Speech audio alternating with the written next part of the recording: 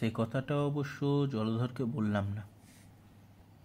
ও তাহলে ভয় পাবে। ওকে তো একা এ বাড়িতে থাকতে হয়। আমি টর্চের আলোটা চারিদিকে ঘুরিয়ে ঘুরিয়ে ফেলতে লাগলাম। জিনিসপত্রে ঘর ঠাসা, সবই পুরনো কালের জিনিস। আর এই সব পুরনো জিনিসের একটা বিশেষ গন্ধ আছে। সেই গন্ধটা পাচ্ছিলাম। 3-4টে পুরনো সোফা, 2টো ছেঁড়া কোচ, ভেতরের স্প্রিং বেরিয়ে এসেছে, একটা কাঠের মস্ত রাজকীয় চেয়ার, অসাধারণ কারুকার্য, মস্ত একটা পাথরের খোদাই করা কালী মূর্তি, দেখলে ভয় করবে। দেওয়ালে দেওয়ালে টাঙানো বাইসনের সিং, বাইসনের সিং ছিল, হ্যাঁ, হরিণের সিং, বাঘের ছাল ছিল, সবগুলোই গায়ে টিকিট লাগানো। কবে কোথায় এই জিনিসগুলো পাওয়া গিয়েছে, এগুলি কত কালের পুরনো, জলধর তা লিখে রেখেছে। ওদিকে দেখলাম সেই অকেজো পিয়ানোটা অনেকখানি জায়গা জুড়ে পড়ে রয়েছে। কিন্তু এটা কি? আমি চমকে 2 পা পিছিয়ে এলাম। ঘরটা অন্ধকার বলেই ঠাউর করিনি আমার সামনেই এরকম পাথর আগলে দাঁড়িয়ে রয়েছে কুচকুচে কালো একটা কিছু। টর্চ ফেললাম। এটা বিরাট উঁচু আলমারি। এটা আবার কবে আমদানি করলে? জলধর বলল, গত সপ্তাহে। কোথায় পেলে? কাল সকালে বলবো। আমি আলমারিটার চারপাশ ঘুরে দেখলাম। গোটা টোকা মেরে কাঠ পরীক্ষা করলাম। লোহার পাতের মতো শক্ত। এ ধরনের আলমারি আমি তো কখনো দেখিনি। খুব কম জনেই দেখেছে।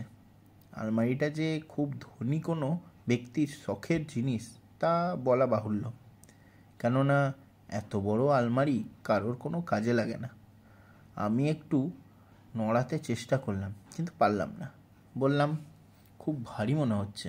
ভিতরে কি আছে? কিছুই না, খালি আলমারি, একটা তাকও নেই। খুলবো? এখন দরকার নেই, কাল দেখব। চলো শুই গে। ঘুম তো আর হবেই না, চোখ বুজে পড়ে থাকা যাক ঘন্টা কয়েক। আমরা দরজা বন্ধ করে ওপরে এসে শুয়ে পড়লাম। রেনু খুব সকালেই আসে। এদিনও তার ব্যতিক্রম হয়নি। চা, টোস্ট আর ডিম সেদ্ধ দিয়ে যখন চলে যাচ্ছিল, তখন রেনুকে বললাম, তোমায় কতকগুলো কথা জিজ্ঞেস করব, ঠিক ঠিক উত্তর দেবে, একটি কথাও লুকোবে না। রেনু বলল, লুকাবো কেন? আমি তো কোনো অন্যায় করিনি।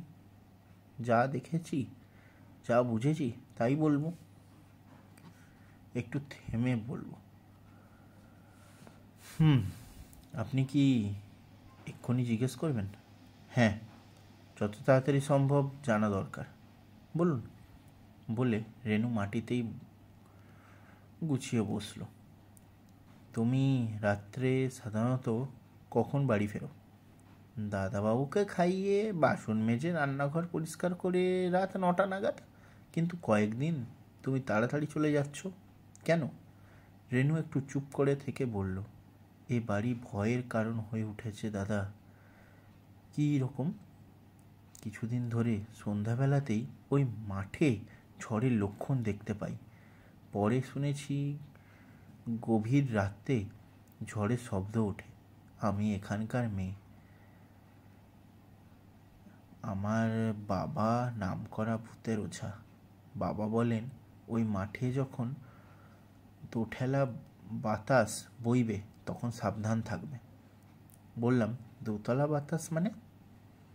রেনু বলল, দুমুখ বাতাস, যা বড় একটা ঘটে না। ঘটলে কি হয়? আসলে দোঠেলা বাতাসে ভয় করে খারাপ আত্মারা আসলে দু ঠেলা বাতাসে ভর করে খারাপ আত্মারা ঘুরে বেড়ায়, যেখানে নামে সেখানে সর্বনাশ করে দেয়। আমি হাসি লুকিয়ে বললাম, কিন্তু সে তো গভীর রাত্রিরে, তুমি তো সে ঝড় দেখোনি, তাহলে আগে চলে যাও কেন? রেনু বলল, তেনাদের কেউ যে এ বাড়িতে নেমেছেন। অবাক হয়ে বললাম, কিসে বুঝলে? ও কিছুক্ষণ চুপ করে থেকে বলল, সন্ধেবেলাতে আমি একা রান্নাঘরে কাজ করি, এর মধ্যে দুদিন শুনেছি ওই পুরনো জিনিসপত্রের ঘরের দরজা কে যেন ঠেলছে। তারপর সঙ্গে সঙ্গে কেলটু চেঁচিয়ে উঠল। কেলটুকে? এ বাড়ির কুকুর। চেঁচিয়ে উঠে দরজার দিকে ছুটে যেত। তারপরই খুব ভয় পেয়ে সিঁড়ির নিচে ওই বাক্সের পাশে লুকোতো। রেনু থামল। তারপর আর কিছু? হ্যাঁ, পরশুদিন আমি রাত্রে দাদাবাবুর দুধ নিয়ে উপরে উঠছি, হঠাৎ দেখি ওই ঘরের দরজার বাইরে কেউ যেন পিছন ফিরে দাঁড়িয়ে রয়েছে। চিৎকার করে ডাকলাম, দাদাবাবু নেমে এলেন, কিন্তু কিছুই নেই। অথচ আমি আমার ছেলের দিব্যি দিয়ে বলতে পারি আমি ভুল দেখিনি। একটু থেমে বলল, এ বাড়িতে আমি আর কাজ করব না ঠিক করেছিলাম, কিন্তু দাদাবাবুর খাবার কি হবে ভেবে চলে যেতে পারিনি। এ বাড়িতে ওর একা থাকাও ঠিক নয়। ঠিক আছে রেনু, আর একটা কথা জিজ্ঞেস করব। রেনু তাকালো। কবে থেকে তুমি এরকম দেখছো, শুনছো বা ভয় পাচ্ছ? দিন তিনেক। ঠিক আছে, তুমি যাও। রেনু চলে গেল। জলধরকে বললাম, আলমারিটা কতদিন হলো কিনেছ? দিন 10 আগে। বেশ, এবার বলো, হঠাৎ আলমারিটার খোঁজ কোথায় পেলে? জলধর একটু চুপ করে থেকে বলল, তুমি তো নন্দগড়ের রাজাদের কথা জানোই। রাজা মানে খুব বড় জমিদার ক্লাসের। হ্যাঁ জানি, প্রচণ্ড দাপট ছিল তাদের। পাইক পেয়াদা বড়জাত নিয়ে প্রায় স্বাধীনভাবে রাজত্ব করত, প্রজাদের উপর খুব অত্যাচার করত। হ্যাঁ, অত্যাচার যেমন করত তেমনি পুজো আচ্ছা দান ধ্যানও করত। জলধর বলল, নন্দগড়ে গঙ্গা ছিল না, তাই প্রায় 300 বছর আগে জমিদার সারদাচরণ গুপ্তিপাড়ায় গঙ্গার ধারে বিরাট রাজবাড়ি তৈরি করেছিলেন। মাঝে মাঝে গঙ্গা স্নান করার জন্যে গুপ্তিপাড়ায় আত্মীয় স্বজনদের নিয়ে আসতেন। হ্যাঁ, এসব বাবার মুখে শুনেছি। রাজা আসা যাওয়া করেন। অতএব এখানেও ছোটোখাটো অফিস বসল। সেয়াস্তদার, গোমস্তা আর সবার উপর থাকতো নায়েব। রাজারা এখানে অনেক মন্দির, দানশালা খুলেছিলেন। দোলনন্দোৎসব হতো, সেসব দেখাশোনা, খরচপত্তর দেখতেন ওই নায়েব। তিনিই ছিলেন এরকম রাজার প্রতিনিধি। জলধর বলতে লাগলো, তারপর একদিন জমিদারি প্রথা উঠে গেল, রাজাদের অবস্থা পড়ে গেল। তারা নন্দগড় ছেড়ে কেউ কলকাতায়, কেউ বিলিতে চলে গেলেন, জিনিসপত্র জলের দরে বেচে দিয়ে। গুপ্তিপাড়াতেও কম জিনিস ছিল না। নায়েব সনাতন চৌধুরী খুব চৌকস লোক ছিলেন।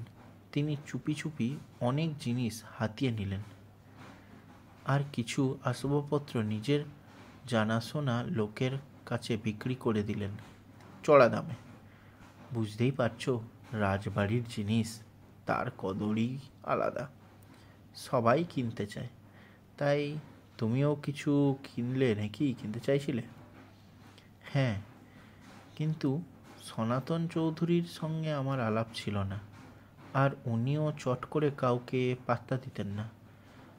রাজ অ্যাসিস্টের নায়েব তো খুব ডাঁট। তারপর কি করলে বলো? নন্দগড়ের শেষ রাজা দেবকুমারের কুলপুরোহিত সদানন্দ ব্রহ্মচারীর সঙ্গে বাবার খুব ঘনিষ্ঠতা ছিল। তিনি নবদ্বীপে থাকেন। এখন তো আর রাজ অ্যাসিস্ট নেই, পুজো পার্বণ করেই উঠে গেছেন। সদানন্দ নবদ্বীপে নিজেই পূজা অর্চনা নিয়ে থাকেন। বাবা যৌবনকালে তার কাছে প্রায়ই যেতেন। বাবাকে তিনি খুব ভালোবাসতেন। রাজবাড়ির জিনিসপত্র বিক্রি হচ্ছে শুনে আমি একদিন নবদ্বীপে গিয়ে তার সঙ্গে দেখা করলাম। অবাক হয়ে জিজ্ঞেস করলাম, তিনি এখনও বেঁচে আছেন? জলধর বলল, হ্যাঁ, দিব্যি আছেন। বয়স 94, কিন্তু বয়স তাকে ছুঁতে পারেনি। আমি তাকে পরিচয় দিয়ে আমার ইচ্ছের কথা বললাম। তিনি তখনই সনাতন চৌধুরীকে চিঠি দিয়ে লিখে দিলেন, যে জিনিস আমি পছন্দ করব তাই যেন ন্যায্য দামে দেন। সদানন্দ আরও বললেন,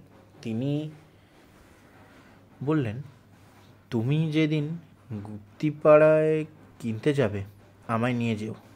আমি জিনিসগুলো একবার দেখব, কেননা রাজবাড়ির সব আসবাবপত্রের তালিকা ইতিহাস আমার কাছে আছে। জলধর একটু থামল, তারপর বলল, আমায় যেতে একটু দেরি হলো।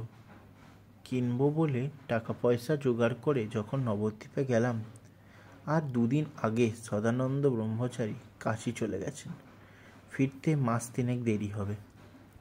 আমার আর তর সইল না, পাছে ভালো ভালো জিনিস হাতছাড়া হয়ে যায়। তাই ব্রহ্মচারীজির চিঠিটা নিয়েই গুপ্তিপাড়ায় চলে গেলাম। দেখলাম কুলপুরোহিত বলে সদানন্দ ব্রহ্মচারীকে সবাই এখনও খ্যাতি করে। সনাতন চৌধুরী সাদরে আমাকে রাজবাড়ির জিনিসপত্রের ঘরে নিয়ে গেলেন। সেই ঘরেই আমি ওই আলমারিটা দেখলাম। দেখা মাত্রই পছন্দ হয়ে গেল, কেননা এত বড় অবলুস কাঠের আলমারিটা নিয়ে এলাম আর পারলাম না নিয়ে।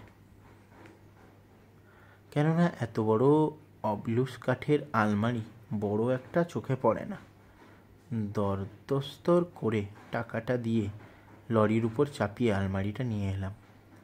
জলধর একটু থামল, তারপর বলল, নিয়ে তো এলাম, কিন্তু তারপর থেকেই এই তো দেখতেই পাচ্ছ কি অবস্থা। বললাম, এখনো পর্যন্ত যা জানলাম তাতে মনে হচ্ছে যেহেতু ওই আলমারিটা আনার পর থেকেই শব্দটা হচ্ছে, তখন রহস্যের মূলে ওই আলমারিটাই আছে। হ্যাঁ, আলমারিটা যে ভৌতিক তাতে আমার কোনো সন্দেহ নেই। ওটাকে বিদায় করব। সে তোমার যা ইচ্ছে তাই করবে। বিদায় করব বলেই তো আর অত বড় আলমারিটা বিদায় করা সম্ভব নয়। কে কিনবে অত বড় আলমারি? সে কোথায় রাখবে? সবাই তো আর তোমার মতো পাগল নয়। কিন্তু আমি ভাবছি অন্য কথা। মাঠের ওই অদ্ভুত ঝড়ের সঙ্গে ঘরের শব্দ সম্পর্ক কি? জলধর বেজার মুখে বলল, সম্পর্ক নিয়ে তুমি মাথা ঘামাও। আমি বুঝতে পারছি ভূত প্রেতের পাল্লায় পড়েছি, এবার মরতে হবে। আমি হেসে ওকে সাহস দিয়ে উঠে পড়লাম। কাল রাত্রির থেকে আমি ঘর ছাড়া, এখন বাড়ি যাই। নিচে নামতেই রেনু আমার পিছে পিছে রাস্তা পর্যন্ত এলো। কিছু বলবে? রেনু মাথা নিচু করে বলল, আজ রাত্রিরেও এখানে থাকবেন তো? রোজ কি আর থাকা সম্ভব? রেনুর মাথাটা থেকে দেখলাম মুখটা শুকিয়ে গেল। তাহলে উনি একা কি করে ওই বাড়িতে থাকবেন? আমি ভেবে বললাম, তোমার ভাইটাই তো আছে, তাদের থাকতে বলো। 2 বেলা থাকবে। আমি না হয় জলধরকে বলে দেবো। রেনু আর কিছু না বলে ফিরে গেল। কদিন পর সকালে বাড়িতে বসে জলধরের কথা ভাবছিলাম। ওর বাড়িতে সেই এক রাত্রিরের অভিজ্ঞতা যা আমার হয়েছিল তা জীবনে ভুলব না। সত্যি রহস্যময় অলৌকিক ব্যাপার। তারপর সেদিন আর একটা কাণ্ড ঘটেছিল। সকালবেলাতেই জলধরের ফোন। কাঁপা কাঁপা গলায় ও বললে, রোজকার মতো ওই ঘরটা ঝাড় দিতে গিয়ে রেনু দেখে আলমারিটা খানিকটা সরে গেছে। অত বড় আলমারি সরাবে কি করে? ভীষণ ভয় পেয়ে গেছে জলধর। আমি তখনই সাইকেল নিয়ে ছুটলাম। দেখি রেনু সিঁড়িতে চুপচাপ বসে, ভয়ে মুখ ফ্যাকাশে। দাদাবাবু কোথায়? ও কোনো রকম আঙুল তুলে দোতলা দেখিয়ে দিল। আমি যেতেই ও বলল, এসব কি হচ্ছে রমেন? আমি তো কিছুই বুঝতে পারছি না। ওকে নিয়ে আমি একতলায় নেমে এসে ঘরটায় ঢুকলাম। দেখলাম সত্যি আলমারিটা আঙুল চারেকের মতো সরে গেছে। এটা কি করে সম্ভব? কিছুতেই ভেবে পারছি না। তারপর দুদিন আর কিছু ঘটেনি। কালও সকালে ফোন করেছিল। ও বলল কাল রাত্রে ও ভালোই ঘুমিয়েছে। রেনুও ঘরে আর ঢুকতে চাইছে না। তবে রেনুর একটা ভাই এসেছে। সে নাকি খুব ডাকাবুকো। সেই ঘরটা পরিষ্কার করেছে। আমি নিঃশ্বাস ফেলে বেঁচেছি। যাক, রেনু আমার কথা শুনেছে। একটা জিনিস এই বুঝেছি, মানুষ যখন নির্জন জায়গায় একা থাকে তখনই যত রকমের ভয় পেয়ে বসে। যেখানে মানুষের পাশে মানুষ, সেখানে ভয় ঘেঁষতে পারে না। কালকের রাতটা জলধর কেমন কাটালো জানবো ইচ্ছা হলো। তাই ওকে ফোন করব ভাবছি, এমন সময় টেলিফোন বাজলো। ঝনঝন করে উঠল। মনে হলো যেন ফোনটা অস্বাভাবিক জোরে বাজলো। তাড়াতাড়ি রিসিভারটা তুলে বললাম, হ্যাঁ, জলধরই কথা বলছে। ভয়ে ওর গলা শুকিয়ে কাঠ। আমি আজ প্রায় 1 হাত সরে এসেছে আলমারিটা। বল কি? জলধরে, হ্যাঁ, জলধরই কথা বলছে। ভোরে, হ্যাঁ, জলধরই কথা বলছে। ভয়ে ওর গলা শুকিয়ে কাঠ। আজ প্রায় 1 হাত সরে এসেছে আলমারিটা। বলো কি? হ্যাঁ, শিগগির এসো। ওর বাড়িতে গিয়ে যখন পৌঁছালাম তখন দেখি জলধর সামনের রাস্তায় মাথা নিচু করে পায়চারি করছে। আমায় দেখে কিছু বলল না, শুধু আমার সঙ্গে সঙ্গে বাড়িতে ঢুকলো। আমি প্রথমে সেই ঘরটার দিকে এগোলাম। দেখি দরজাটা খোলা। একটা 19-20 বছরের ছেলে ঘর ঝাঁট দিচ্ছে। তাগড়া চেহারা। দেখে মনে হলো ছেলেটার ভয় ডর বলে কিছু নেই। বললাম, ওই, তুই কি রেনুর ভাই? জলধর বলল, হ্যাঁ।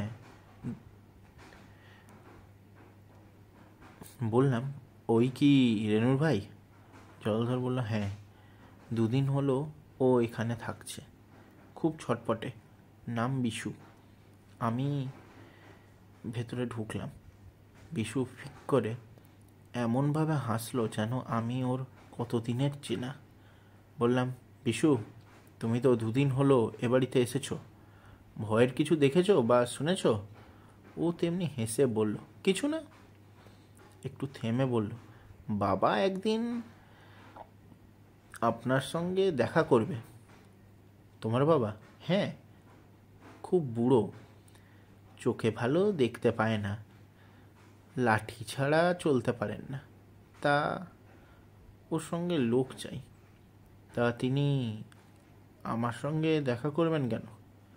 ও ঠোঁট উল্টে চলে গেল। অর্থাৎ ওর বাবা কেন আমার সঙ্গে দেখা করবে তাও জানে না। জলধরকে নিয়ে আমি আলমারিটার সামনে গিয়ে দাঁড়ালাম। সত্যি আলমারিটা প্রায় 1 হাত সরে এসে গেছে। একেবারে পিয়ানোটার ঘাড়ের উপর পড়েছে। মনে হলো কেউ যেন আলমারিটাকে টেনে আনবার চেষ্টা করেছে, অথচ এত ভারী আলমারি কোনো একজন মানুষের পক্ষে টেনে আনা সম্ভব নয়। তাহলে বললাম, জলধর, আলমারিটা খোলা তো দেখি। আলমারিতে তালা দেওয়া ছিল। জলধর উপরে উঠে গেল চাবি আনতে, কিন্তু 10 মিনিট কেটে গেল, তবু জলধর চাবি নিয়ে এলো না। এদিকে বন্ধ ঘরের মধ্যে থেকে কীরকম একটা গ্যাস উঠছিল, আমার দম বন্ধ হয়ে আসছিল। আমি বাইরে এসে দাঁড়ালাম। কিছুক্ষণ পরে জলধর শুকনো মুখে নেমে এলো। বলল, কি মুশকিল, চাবিটা খুঁজে পাচ্ছি না। সে কি, চাবিটা রাখতে কোথায়? উপরে টেবিলের ড্রয়ারে। হতাশ হয়ে বললাম, তাহলে আর কি হবে, চাবিটা পেলে আমায় ফোন করো, চলে আসবো। মোট কথা, আলমারিটা খুলে দেখতে চাই, আর তা যত তাড়াতাড়ি সম্ভব। চলে আসবার সময় রেনুর সঙ্গে দেখা হলো। বললাম, তোমার ভাইকে এনে খুব ভালো করেছ, কিন্তু দাদাবাবু, বিপদ তো বেড়েই চলেছে। ওই আলমারিটা দূর করতে না পারলে রেহাই নেই। তা ঠিকই, কিন্তু মাঠের ওপর ঝড়টা। রেনুর মুখটা শুকিয়ে গেল। বলল, বাবাকে বলেছি, বাবা একদিন আপনার সঙ্গে দেখা করবে। তোমার বাবা তো ওঝা? হ্যাঁ, এখন বুড়ো হয়ে গেছে, এখন আর ঝাড়ফুঁক করে না, তবু দেখা করবে। বললাম, খুব ভালো, একদিন তোমার বাবুর কাছে নিয়ে এসো, আমিও থাকবো। সারাদিন অপেক্ষা করেছিলাম কখন জলধর ফোন আসবে। ফোন এলো সন্ধেবেলায়। চাবিটা পেয়েছি। কোথায় ছিল? সিঁড়িতে পড়েছিল। বিশুই পেয়েছে। ওই আলমারির চাবি সিঁড়িতে পড়ে থাকলো কি করে? কি জানি, এর মধ্যে আলমারিটা খুলেছিলে? একদিনও না। আশ্চর্য। ঠিক আছে, আমি যাচ্ছি। রাত্রে এখানেই থাকবে কিন্তু। অবশ্যই, বলে টেলিফোন রেখে দিলাম। কিন্তু তখনই যাওয়া হলো না। কলকাতা থেকে আমার এক পুরনো বন্ধু তার স্ত্রীকে নিয়ে দেখা করতে এলো। তাকে এসব ঘটনা বলতে পারলাম না, শুনে হয়তো হাসবে, কাজেই ওদের সঙ্গে গল্প করতে এলাম। ওরা যখন উঠলো, রাত তখন 9টা বাজে।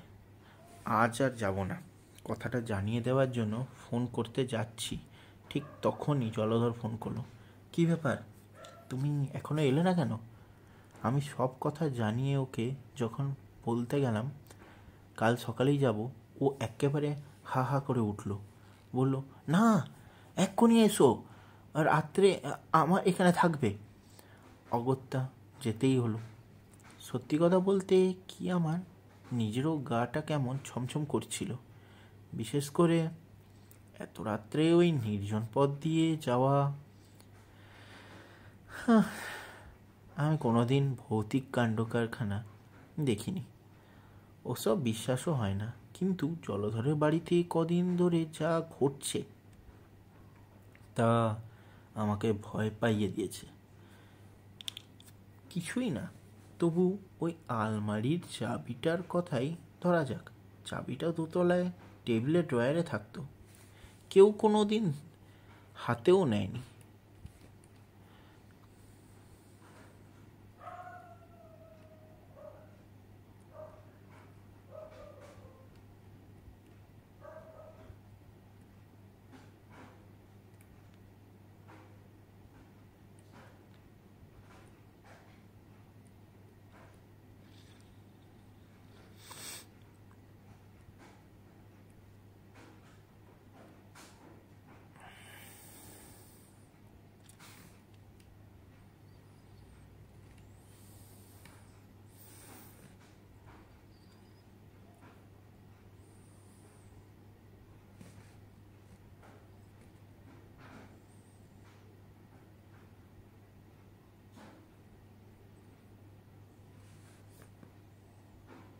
কিন্তু জলধরের বাড়িতে কদিন ধরে যা ঘটছে তা আমাকে ভয় পাইয়ে দিয়েছে। কিছুই না, তবু ওই আলমারির চাবিটার কথাই ধরা যাক। চাবিটা দোতলায় টেবিলের ড্রয়ারে থাকতো, কেউ কোনোদিন হাতও দেয়নি। হাত দেবেই বা কেন? সেই চাবিটা হঠাৎ হাওয়া পাওয়া, এ কী ঘটনা? এর মানে কি? মানে কিছুই নেই, সবই রহস্য। একবার ভেবেছিলাম পুলিশে খবর দিতে বলবো, কিন্তু ভেবে দেখলাম পুলিশই বা কী করবে। অগত্যা মাঝে মাঝে জলধরকে সঙ্গ দেওয়া ছাড়া আমার আর কোনো কাজই নেই। আমি যখন সাইকেল নিয়ে বড় রাস্তা থেকে ওর বাড়ির দিকের কাঁচা রাস্তায় নামলাম, রাত তখন কাঁটায় কাঁটায় 9:30। চারদিক নিস্তব্ধ, শুধু দুপাশের বনঝোপের মধ্যে থেকে কোনো পোকামাকড় চিকচিক করে ডাকছে। কিছু দূরে সেই ফসল শূন্য ধুধু মাঠটা যেন বিশাল একটা সাদা চাদর মুড়ি দিয়ে পড়ে আছে। দেখলে কেমন গা ছমছম করে। আমি জোরে সাইকেল চালিয়ে কাঁচা রাস্তা দিয়ে চলেছি। সাইকেলের চাকা তখনও ধুলোয় বসে যাচ্ছে, কখনো খোয়ার উপর পড়ে লাফিয়ে লাফিয়ে উঠছে। হঠাৎ মনে হলো আমার সামনে দিয়ে একটা লোক হেঁটে যাচ্ছে। অবাক হলাম, এত রাত্রে এই পথে লোক এলো কোথা থেকে? তাছাড়া একটু আগেও তো দেখতে পাইনি। লোকটার বিশাল চেহারা, কাঁধ পর্যন্ত ঝাঁকড়া চুল, খালি গা, পরনে একটা কপনি মাত্র। আমি বেল দিলাম, কিন্তু লোকটা শুনল না। তেমনি সামনে সামনে চলছে। আমি আবার বেল দিলাম, কিন্তু লোকটার হুঁশ নেই। এই কীরকম লোক? আমি কি ভুল দেখছি? বাঁ হাত দিয়ে চোখ কচলে নিলাম। না, ভুল নয়। লোকটা এবার জোরে জোরে হাঁটছে। আর আমার মনে হলো ওর জোরে হাঁটার সঙ্গে সঙ্গে আমার সাইকেলটাও ছুটে চলেছে। আমায় প্যাডেল করতে হচ্ছে না, শুধু হ্যান্ডেলটা ধরে আছি। কিছুক্ষণের জন্যে আমি বোধহয় বাহ্যিক জ্ঞান হারিয়ে ফেলেছিলাম। হঠাৎ একটা চেঁচামেচিতে আমার স্তম্ভিক ফিরল। টর্চের আলো এসে পড়ল আমার মুখে। তারপরই দেখি বিশু ছুটতে ছুটতে আসছে। এ কি স্যার, কোথায় যাচ্ছিলেন? ভালো করে তাকিয়ে দেখি আমি সেই মাঠের কাছে দাঁড়িয়ে আছি। সাইকেলটা পড়ে আছে। এদিক ওদিক তাকিয়ে দেখলাম, কিন্তু সেই লোকটাকে খুঁজে পেলাম না। যেন মাঠের মধ্যেই অদৃশ্য হয়ে গেল। বিশুকে আসল কথা না বলে শুধু বললাম, অন্ধকারে দিক ভুল করে গিয়েছিল। দেখুন কি সাংঘাতিক ব্যাপার। এই রাত্রে মাঠের মধ্যে গিয়ে পড়লে আর রক্ষে থাকতো না। তুমি কোথায় যাচ্ছিলে? আপনার দেরি হচ্ছে দেখে দাদাবাবু টর্চ নিয়ে পাঠালেন। ভাগ্যি বেরিয়ে পড়েছিলাম। জলধরকেও সত্যি ঘটনাটা বলিনি। বললে ও বেচারা খুব ভয় পেত। আমাকে পেয়ে ও খুব খুশি হলো। বলল, এত রাত্রে আর আলমারি খুলে দেখার দরকার নেই, খেয়ে নিয়ে শোবো চলো। তাই করলাম। রেনু আগেই চলে গেছে। বিশুও রান্নাঘরে খেয়ে নিল। ওপরে এসে বসলাম। বিশু শোয় কোথায়? জলধর বলল, ও নিচেই শুতে চেয়েছিল। আমি ওকে পাশের ঘরে ব্যবস্থা করেছি। খুব সাহসী ছেলে, ভালো করেছ বলে মশারির মধ্যে ঢুকে পড়লাম। নিচে দরজায় খিল বন্ধ করার শব্দ শুনলাম। আগে এই কাজটা জলধরই করত, এখন বিশু করে। খিল বন্ধ করার শব্দটা শুনে মনে হলো এবার বোধহয় গভীর রাতের পাল্লা শুরু হবে। জানি না আজ রাত্রে তেমন কিছু ঘটবে কিনা। আর কিছু ঘটুক বা না ঘটুক, আসবার সময় যা দেখলাম আর যা ঘটতে যাচ্ছিল তা ভাবতেও শিউরে উঠলাম। আমি চোখ বুজিয়ে অনেকক্ষণ চিন্তা করতে লাগলাম। সত্যি কি কিছু দেখেছিলাম? নিশ্চয়ই দেখেছিলাম। এখনও তো তার সেই বিরাট শরীরটা চোখের সামনে ভাসছে। আর যদি চোখের ভুলই হয়, তাহলে আমি মাঠের ধারে চলে গিয়েছিলাম কি করে? জলধরের বাড়ি তো আমি কম দিন আসিনি, না যে সত্যিই পথ হারিয়ে ফেলব। ঠিক করলাম কাল সকাল হলেই রেনুকে আড়ালে ডেকে জিজ্ঞেস করব ওই রকম চেহারার কোনো লোকের কথা শুনেছি কিনা। ভাবতে ভাবতে কখন এক সময় ঘুমিয়ে পড়েছিলাম। হঠাৎ ঘুমটা ভেঙে গেল। অনেক দূরে কোথাও যেন একটা শব্দ হচ্ছে। এই শব্দ আগের দিনের মতো নয়। এই শব্দটা যেন কোনো ভারী জিনিস টানার শব্দ। শব্দটা ঠিক কোথায় হচ্ছে প্রথমটা বুঝতে পারিনি। তারপরই বুঝলাম শব্দটা একতলা থেকে আসছে। ধর্মর করে উঠে বসলাম। পাশে জলধর তখন অকাতরে ঘুমোচ্ছে। আমি পাশে শুয়ে আছি জেনেই ও বোধহয় এত নিশ্চিন্তে ঘুমাতে পেরেছে। আমি আস্তে ঠেলা দিয়ে ওকে জাগালাম। হ্যাঁ হ্যাঁ, কি কি কি হয়েছে বলে ও চমকে উঠে বসলো। সাহস দিয়ে বললাম, কিছু না, একটা শব্দ হচ্ছিল না। ও কান পেতে শুনে বলল, হ্যাঁ, নিচের ঘরে। আমি সচক্ষে আজ দেখলাম বলে মশারি থেকে বেরিয়ে এলাম। দাঁড়াও, আমিও যাব বলে জলধরও বেরিয়ে এলো। দেখি ওর পা দুটো কাঁপছে। সুইচে হাত দিলাম। ঠিক আগের মতোই আলো জ্বলল না। দুজনে দুটো টর্চ হাতে নিয়ে সিঁড়ির মুখে এসে দাঁড়ালাম। কিন্তু সিঁড়ির ঠিক শেষ ধাপে কেউ যেন দাঁড়িয়ে আছে। চমকে দু পা পিছনে এলো। টর্চ জ্বাললাম। দেখি বিশু শিকারি বিড়ালের মতো ও নিচে নামছে। টর্চের আলোয় ও চমকে উঠে পিছন ফিরে তাকালো। তারপর ইশারায় নিঃশব্দে নামতে বলল। বুঝলাম শব্দটা ও শুনতেছে। আমি অতি সাহসী তো, তাই একেই দেখতে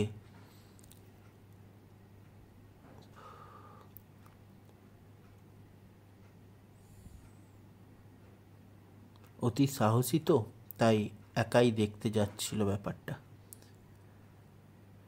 দুটো টর্চ নিভিয়ে শুধু একটা টর্চ জ্বালিয়ে আমরা তিনজনে সেই ঘরটার সামনে গিয়ে দাঁড়ালাম। ঘরের ভেতরে শব্দটা তখনও হচ্ছে। কেউ যেন ভারী কাঠের দুখানা পা নিয়ে ঘেঁষটে ঘেঁষটে অনেক কষ্টে এগিয়ে আসার চেষ্টা করছে। জলধরের কাছ থেকে চাবি নিয়ে আমি দরজাটা খুললাম। তালা খোলার শব্দ হতেই ভেতরে শব্দ থেমে গেল। আস্তে করে দরজাটা ঠেললাম। দরজাটা খুলে গেল। একটা ঠান্ডা কনকনে বাতাস যেন আমাদের চুল এলোমেলো করে দিয়ে বেরিয়ে গেল। ভিতরে জমাট অন্ধকার। আমরা পায়ে পায়ে এগোতে লাগলাম। এবার 3টে টর্চই জ্বলছে। ঘরের চারিদিকে টর্চের আলো ঘুরিয়ে ঘুরিয়ে ফেললাম। না, কোনো জীবন্ত প্রাণীর অস্তিত্ব নেই। আমি আলমারিটার কাছে এসে দাঁড়ালাম। দেখলাম আরও এক হাত আলমারিটা এগিয়ে এসেছে। আর এটা কি? দেখি আলমারিটার কাছে একটা মস্ত ইঁদুর চেপটে থেতলে পড়ে আছে, যেন ভারী কোনো জিনিসে চাপা পড়ে মরেছে। টর্চের আলোয় বিরাট আলমারিটা ভালো করে দেখলাম। আলমারিটাকে একটা ভয়ঙ্কর দৈত্যের মতো লাগছিল। সেটার সারা গায়ে ঘুষি মেরে দেখলাম। কোনো কিছু ব্যতিক্রম চোখে পড়ল না। তখন আমি বললাম, জলধর, আলমারিটা খোলো। জলধর তোতলাতে তোতলাতে বলল, খুলে কি হবে? ওর ভিতরে আমি কিছুই রাখিনি। যা বলছি তাই করো। তুমি না রাখলেও আগে থেকে কিছু থাকতেও পারে। জলধর নিজে খুলল না, চাবিটা আমার হাতে দিল। ক্যাচ করে শব্দ করে বিরাট দুটো পাল্লা খুলে গেল। একটা বিশ্রী ভ্যাপসা গন্ধ, তিনটে টর্চের আলো বর্ষার ফলার মতো গিয়ে পড়ল। না, কিচ্ছু নেই। ফাঁকা আলমারিটা যেন আমাদের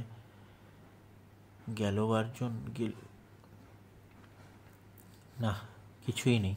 ফাঁকা আলমারিটা যেন আমাদের গিলবার জন্য হাঁ করে আছে। আমার মুখ থেকে একটা অস্ফুট শব্দ শুধু বেরিয়ে এলো। আশ্চর্য! তারপর বিশুকে দিয়ে একটা টুল আনতে বলে তার উপরে দাঁড়িয়ে আলমারিটার ভিতরটা দেখতে লাগলাম। আমার কেননা ধারণা ছিল যে ভেতরে নিশ্চয়ই কিছু থাকবেই। আমি টুলের উপর দাঁড়িয়ে, নিচে ওরা দুজন। তিনটে টর্চ জ্বলছে, আর পাশে পিছনে জমাট অন্ধকার। মনে হচ্ছে ঘরের মধ্যে সবটা মৃত আসবাবপত্র যেন ভ্রুকুটি করে আমাদের কাজকর্ম লক্ষ্য করছে। খুট করে একটা শব্দ হলো, সঙ্গে সঙ্গে তিনটে টর্চ ঘুরে গেল, পড়ল জীর্ণ একটা সোফার উপরে। একটা ছুঁচো। চোখে আলো পড়ায় ছুঁচোটা ছুটে পালালো। আমি আলমারির ভিতরের গাগুলো ভালো করে দেখছি। আরে, ওটা কি? বাঁ দিকের গায়ে গোল মাথা পেরেকের মতো একটা বোতাম। কিছু না ভেবেই আমি বোতামটা টিপলাম। সঙ্গে সঙ্গে আলমারির ভিতরের কাঠগুলো সরে গেল। তারপরই যা দেখলাম তাতে আমার মাথাটা ঝিমঝিম করে উঠল। তাড়াতাড়ি কাঠটা বন্ধ করে নেমে পড়লাম। একটা মরার খুলি, দু চোখের কোটরে জীবন্ত মানুষের মতো জ্বলজ্বলে করছে চোখ। হঠাৎই টর্চগুলো নিভে গেল। আমরা তাড়াতাড়ি ঘর থেকে বেরোতে গেলাম, কিন্তু অন্ধকার দরজাটা খুঁজে পেলাম না। জলধর কেবলই গোঙাচ্ছে। আলো আলো নিয়ে এলো। জলধর কেবলই গোঙাচ্ছে, আলো আলো নিয়ে এসো। কিন্তু আলো আনতে কি করবে? কিন্তু আলো আনবে কি করে? দরজাটা কোনো দিকে তাই ঠাড় হচ্ছে না। দরজাটা কোন দিকে তাই ঠাওর হচ্ছে না। এদিকে আবার সেই শব্দটা শুরু হয়েছে, ঘ্যাঁস ঘ্যাঁস করে। এবার খুবই স্পষ্ট। কাঠের আলমারিটা পায়ে পায়ে এগিয়ে আসছে, হয়তো ওই ইঁদুরটার মতোই আমাদের পিষে মারবে। ভোর হওয়ার সঙ্গে সঙ্গে জ্ঞান ফিরে আসে আমাদের। দরজা খুঁজে পাই আলমারিতে, আর দরজায় চাবি লাগিয়ে আমরা উপরে গিয়ে বসি। সকাল 7টা নাগাদ রেনু চা নিয়ে গেল। এরই মধ্যে এক ফাঁকে রেনুকে জিজ্ঞেস করে নিয়েছি লম্বা চওড়া ঝাঁকড়া চুল কোনো লোককে এখানে কখনো দেখেছে কিনা। রেনু বলছে তেমন কাউকে কোনোদিন দেখিনি, কেননা ওই রকম চেহারার লোক একবার দেখলে ভুলব না। বিশু এরই মধ্যে নিচে দিব্যি তার রোজকার কাজ শুরু করে দিয়েছে। গত রাতের কথা যেন তার মনেও নেই। অসম্ভব অবসন্ন লাগছে জলধরকে। দু চোখের নিচে কালি পড়ে গেছে। ক্লান্ত স্বরে বলল, এখন কি করব রমেন? বললাম, আমিও বুঝতে পারছি না রে। জলধর বলল, ওই মরার খুলির শুদ্ধ আলমারিটা নিয়ে আমি আর এ বাড়িতে থাকতে পারবো না। বললাম, অন্তত খুলিটা ফেলে দেওয়ার দরকার, তারপর দেখা যাবে আর কোনো ঘটনা ঘটে কিনা। জলধর কি বলতে যাচ্ছিল এমন সময় বিশু এসে বলল, বাবা নিচে এসে বসে আছে, উপরে উঠতে পারবেন না, আপনারা আসুন। আমরা তখনই নিচে নেমে গেলাম। আমাদের এই অবস্থায় রেনুর বাবা কোনো হদিস দিতে পারে কি না দেখা যাক। রেনু বা বিশুর বাবার অনেক বয়স, সোজা হয়ে দাঁড়াতে পারেন না। ছোট ছোট পাকা চুলে ভরা মাথাটা কেবলই দুলছে, যেন জরাজীর্ণ দুর্বল শরীরটা মাথার ভার সইতে পারছে না। নাম সদাশিব দাস। আমাদের দেখে লাঠিটা পাশে রেখে কাঁপতে কাঁপতে উঠে দাঁড়ালো। দুহাত জোর করে বিনম্র নমস্কার করে বলল, কর্তাবাবুরা, এ বাড়িতে কদিন ধরে যা ঘটছে রেনুর মুখে সব শুনে আর চুপ থাকতে পারলাম না। তাই আমি যা জানি, মানে বাবার মুখে যা শুনেছি, তাই বলতে এলাম। আমরা দুখানা চেয়ার নিয়ে ওর সামনে বসে ওকে বলতে বললাম। সদাশিব প্রথমে চোখ বুজিয়ে কারো উদ্দেশ্যে প্রণাম জানালো। তারপর বলল, বাবা মশাইরা, এ সবই ঠাকুর বাবার খেলা। ঠাকুর বাবা? কে ঠাকুর বাবা? এর উত্তরে সদাশিব ফোকলা মুখে অস্পষ্ট সব উচ্চারণে কাটা কাটা অসংলগ্ন কথায় মধ্যে দিয়ে যা বলতে চাইল তা এরকম। প্রায় 300 বছর আগে এইসব জায়গা নন্দগড়ের রাজার অধীনে ছিল। রাজা সাধরচরণ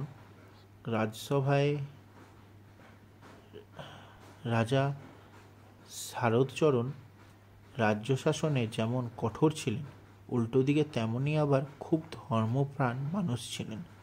অনেক দেব দেউল অতিথিশালা প্রতিষ্ঠা করেছিলেন। রাজসভায় সেদিন কাজের অবসরে শারদাচরণ খুশমেজাজে রাজজ্যোতিষীর সঙ্গে ভাগ্যফল নিয়ে আলোচনা করছিলেন। পাশে বসেছিল তার পোষ্যপুত্র যুবরাজ মঙ্গলচরণ। এমনি সময় জয় তারা বলে হুঙ্কার দিয়ে বিকটাকার এক সন্ন্যাসী রাজার সামনে এসে দাঁড়ালেন। খালি গা, পরনে কপুনি মাত্র, মাথায় জটা, কপালে সিঁদুর, গলায় হাতে মোটা মোটা রুদ্রাক্ষের মালা, ডান হাতে মস্ত বড় খাড়া কাঁধের উপর রাখা। তাকে দেখে সভার সকলে ভয় চমকে উঠল। রাজা উঠে দাঁড়িয়ে প্রণাম জানালেন। সন্ন্যাসী দূর থেকে তাকে আশীর্বাদ জানিয়ে বললেন, ভিক্ষাং দেহি। শারদাচরণ বিনীতভাবে বললেন, ভিক্ষা বলবেন না ঠাকুর, আদেশ করুন, কি চান। সন্ন্যাসী যেন জানতেনই রাজাকে কি বললে রাজা তার কি উত্তর দেবেন, তাই তার উত্তরও তৈরি ছিল। হাত দিয়ে ওই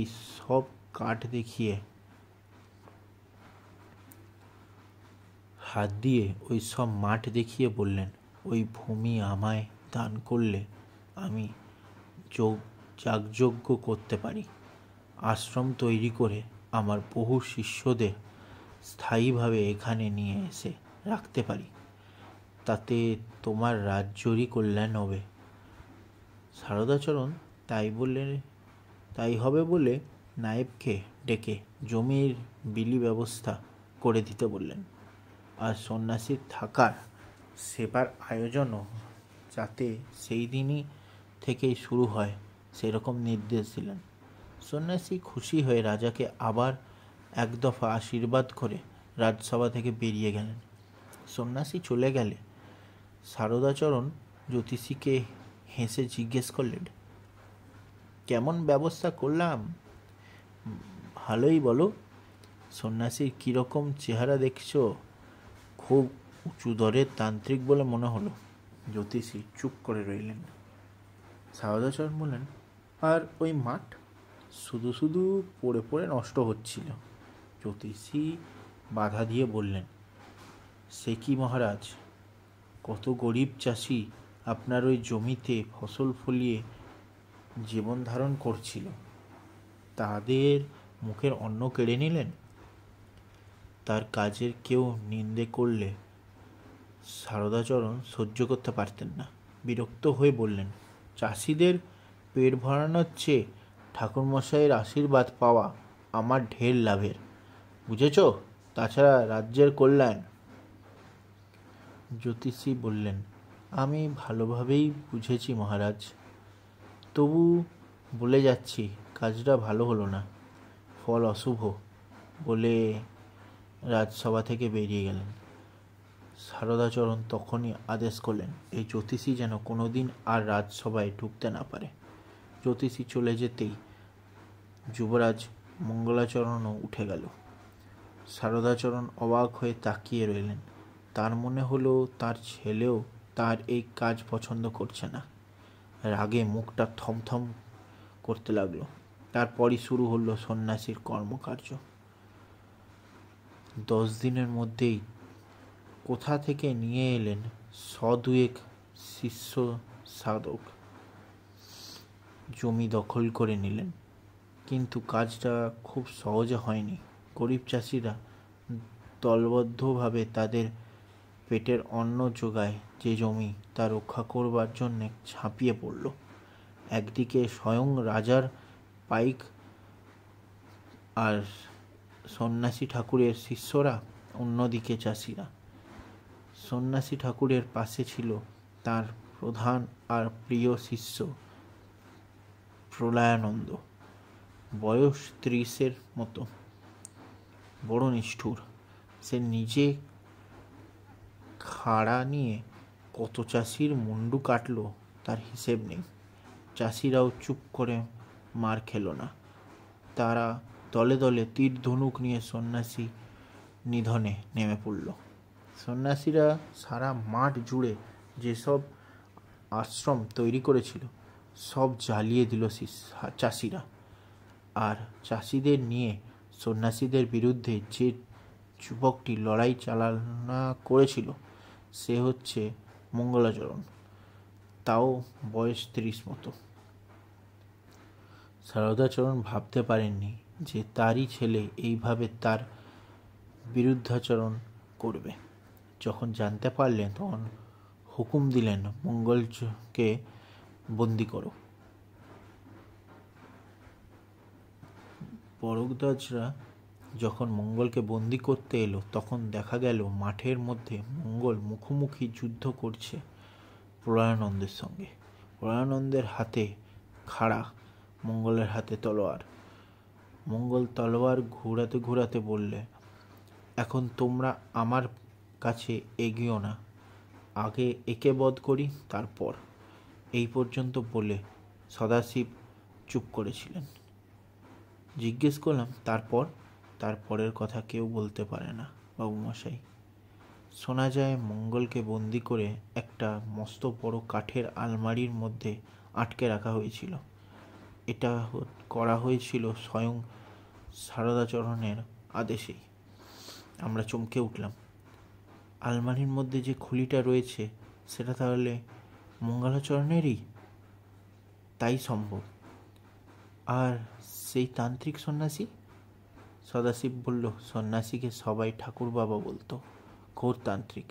এখানে এসেই কালীমূর্তি প্রতিষ্ঠা করে প্রতি অমাবস্যায় নরবলি দিয়েছেন। কাউকে ভয় করতেন না, কিন্তু তিনিও শেষ পর্যন্ত বাঁচেননি। চাষিরা তার ঘরে আগুন দিয়ে তাকে পুড়িয়ে মারে।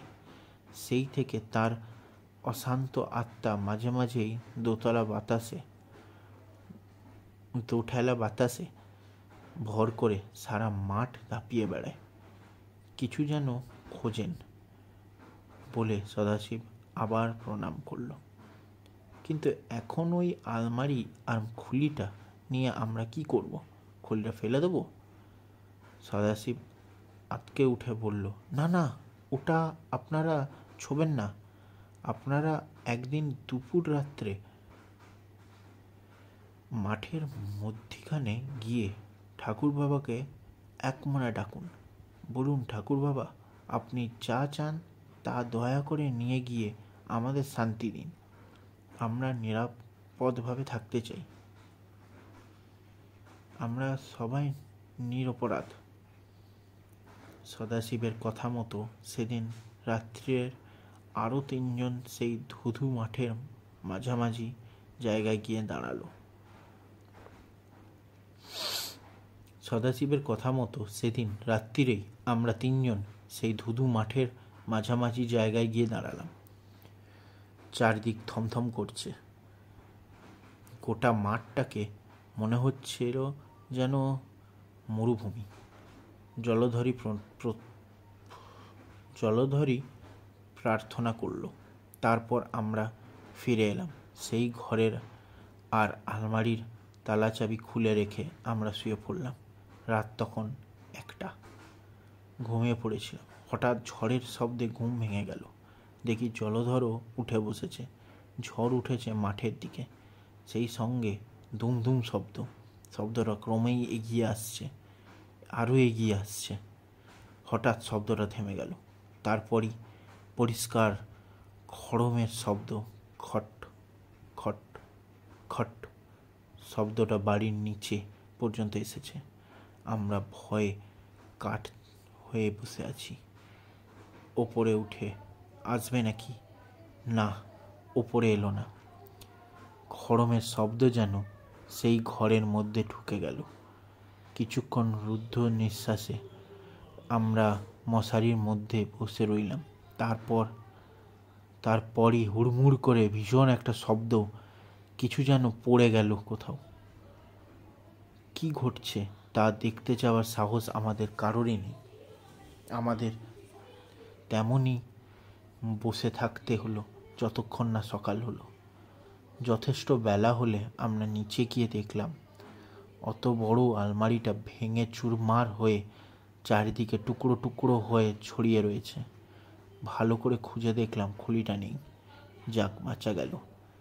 যে জন্যে এত কাণ্ড সেটা দূর হয়েছে। আলমারিটাও গতি হয়েছে আপনা থেকেই।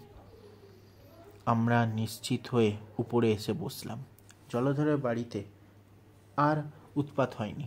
তবে একটা খটকা আমাদের মনে থেকেই গেল।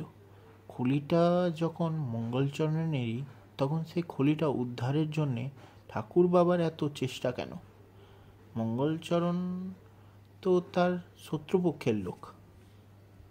এ রহস্যের মীমাংসা তখনই হয়নি, হয়েছিল আরও কয়েক মাস পরে। রাজবাড়ির সেই পুরোহিত সদানন্দ ব্রহ্মচারী কাশী থেকে নবদ্বীপে ফিরে এসেছেন জেনে জলধর গেল দেখা করতে। সেখানে আমাকেও যেতে হলো। সব শুনে বৃদ্ধ সদানন্দ গম্ভীর হয়ে গেলেন। বললেন, আমার ফেরা পর্যন্ত তোমার অপেক্ষা করা উচিত ছিল না? আমি থাকলে ওই আলমারি কখনো কিনতে দিতাম না। ওই আলমারিটা ব্যবহার নিষিদ্ধ তালিকায় রয়েছে। তারপর জিজ্ঞেস করলেন, ঘটনাটা সব শুনেছ তো? জলধর তখন সদাশিবের বিবরণটা বলে গেল। সদানন্দ চোখ বুজে শুনে গেলেন। তারপর বললেন, সদাশিব যা বলেছে তা তার বাবার কাছে থেকে শোনা কথা, আর আমার কাছে আছে ওই বংশের সমস্ত ঘটনাপুঞ্জি।